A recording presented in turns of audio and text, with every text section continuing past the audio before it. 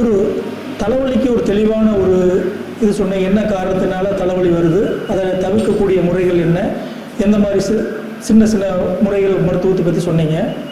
அடுத்தது வந்து பார்த்திங்கன்னா கண். இன்றைக்கி இருக்கிற காலகட்டங்களில் பார்த்திங்கன்னா சின்ன குழந்தையிலேருந்து பெரியவங்க வரைக்கும் இளம் வயதிலேயே கண்ணாடி போடுற அளவுக்கு இன்றைக்கி வந்துருச்சு. நிறைய வந்து கண்ணில் உள்ள நோய்கள் நிறையா இருக்குது. இதை தவிர்க்கறதுக்கு என்ன பண்ணணும், இதுக்கு உண்டான முறைகள் என்ன, அதுக்கு உண்டான உணவு பழக்க வழக்கங்கள் என்ன அப்படிங்கிறத சொன்னீங்கன்னா பயனுள்ளதாக. வாழ்வோம் வாழ வைப்போம். குருமா அப்பன் அவர்கள் அருளால் சீரர் காவி லட்சுமிராஜ். இந்த கண்ணில் மட்டும் சித்தர்களும் நமக்கு வழிகாட்டிகளாக வந்த பெரியவங்களும் சொல்லியிருக்கிறாங்க, பொன்னாங்காணி சாப்பிட்டா பகலையே நட்சத்திரம் தெரியணும், ராத்திரிலேயே நட்சத்திரம் தெரிய மாட்டேங்குது, பகல் எங்கே போய் தெரிய போகுது.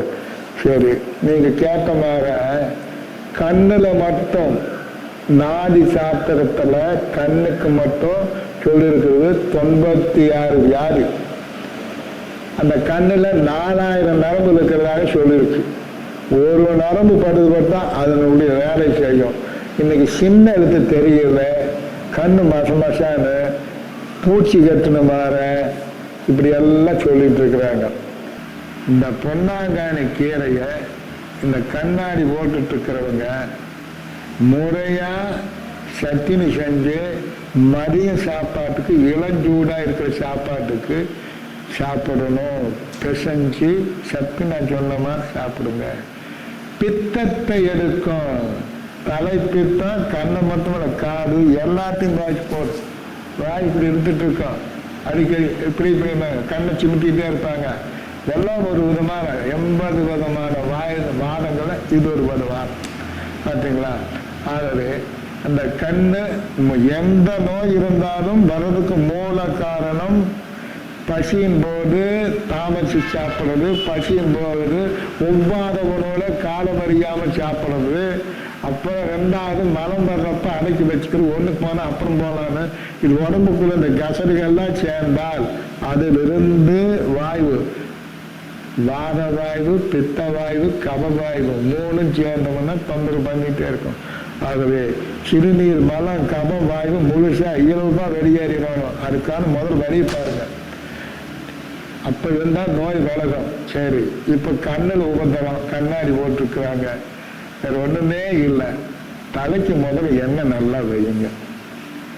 சுத்தமான தேங்காய் எண்ணெய் தேய்ச்சி கண்ணை மூடி நல்லா தேய்ங்க. 2 தடவை வாதம், பித்தம், கபம், அதே மாதிரி அடுத்த தடவை 2 தடவை ஒவ்வொரு மொழிக்கும் நல்லா சுகமா படுற மாதிரி செஞ்சுட்டு நல்லா தேய்ங்க. நல்லா தேய்ச்சி விட்டுட்டு பாருங்க, இங்க வைங்க. இதெல்லாம் வரணும். 2 தடவை மோந்து பாருங்க, மோந்து பாருங்க. நல்லா கண்ணை திறங்க. செய்யறதுக்கு முன்னால கண்ணாடி பார்த்துக்கோங்க, முகத்தையும் பார்த்துக்கோங்க, கண்ணாடியில் பாருங்க. அந்த எண்ணெயை தொட்டு தொப்புளுக்குள்ள நல்லா வச்சு பூசி விடுங்க. ஜூட்டை குறைக்கும், பித்தம் மேல தடுக்கும்.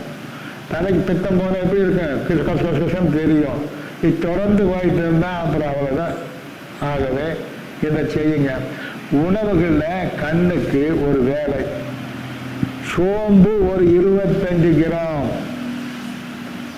சீரகம் ஒரு 25 கிராம், ஓமம் ஒரு 15 கிராம், 3ஐயும் சேர்த்து பொடி பண்ணிக்கோங்க. பொடி பண்ணிட்டு இது எவ்வளவு இருக்குதோ அந்த அளவுக்கு சுத்தமான பழங்கள் கலந்து வெயில் வச்சு அரைச்சி பொடி பண்ணி இதெல்லாம் கலக்கிக்கோங்க.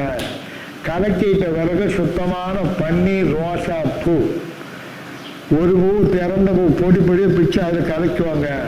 இது என்ன பண்ணுங்கன்னா தினம் இவ்வளவு போடுங்க. 1 டம்ளர் தண்ணீர் போட்டு ஒரு 1/4 டம்ளர் சுண்ட வைங்க. குடிச்சிட்டு வாங்க. உள்ள பூரா பெத்த தமைச்சு எல்லா அமைங்களும் வேலை செஞ்சு மேலே போய் கண்ணு பளிச்சுன்னு தெரியறதுக்கு இது ஒரு சின்ன எளிய முறை. அது இல்லாம நீங்க ஒரு எண்ணெயிலே நீங்களே காய்ச்சிக்கோங்க. சுத்தமான எண்ணெய் ஒரு 1/4 படி தேங்காய் எண்ணெய், மொசிக்க இலைன்னு இருக்க காம்போட 1/4 படி எண்ணெய் சொல்றேன். நல்லா தண்ணி பாய்ஞ்ச இடத்துல மொசிக்க இலை போல வகரம் இருக்கும், காம்போட 1 முடக்கத்தான் அது 3ஆ பிரிஞ்சிருக்கான், அது ஒரு இலை 1. பொன்னாங்கானி இலை 11 இலை பிச்சு போடுங்க. பிச்சு போட்டுட்டு சுக்கிட்டு இலை 1 பிச்சு போடுங்க. வெயில வச்சு சூரிய ஒளி பட்டால் பலவிதமான சக்திகள் உருவாகும். ஆகவே சூடான வரை எடுத்து வடச்சட்டி வந்து காய்ச்சுங்க. சட சட சட சட சத்தம் வரும். சத்தம் என்னன்னு சட்டி கீழே இறக்கி வச்சுங்க, ஊற்றிடுங்க. அந்த எண்ணெயை காலையில் சாப்பாட்டுக்கு முன்னால ஒரு 10 வயசு கீழே இருந்தா ஒரு 10 சொட்டு உள்ளங்கையில் விட்டு நக்கி சட்டு சாப்பிடணும். 10 வயசுக்கு மேலே இருந்தா, அது எந்த வயசா இருந்தாலும் 15 சொட்டுலேருந்து 20 சொட்டு உள்ளங்கையில் விட்டு நக்கி சாப்பிடுங்க. அந்த எண்ணெய் உச்சியில் கொஞ்சம் வைங்க, கண்ணை கொஞ்சம் பூசிடுங்க. எளிய முறை, பழந்தறிய வாழ்வியலை கடைப்பிடிங்க. இந்த எண்ணெய் ரிசுக்குன்னு போட்டு வாழ்வியல் அப்புறம் பார்க்கலான்னு அப்புறம் எல்லாரும் சேர்ந்து உங்களை பார்க்க வந்துடுவாங்க. அருள் கூர்ந்து கடைப்பிடிங்க. நன்றி, வணக்கம்.